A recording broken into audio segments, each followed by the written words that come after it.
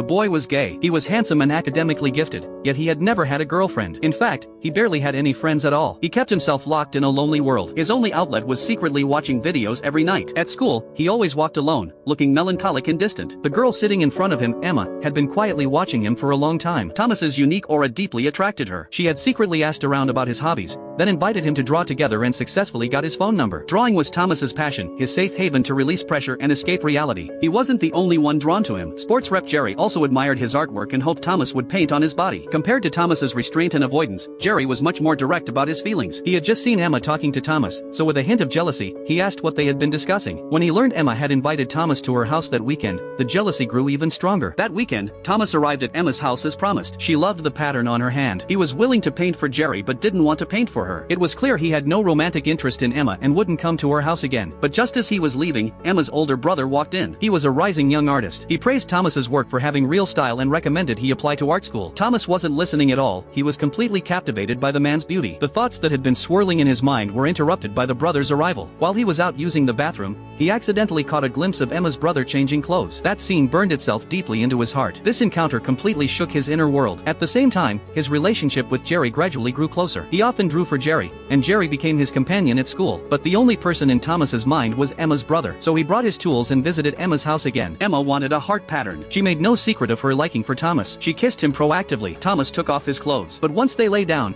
he still couldn't go through with it.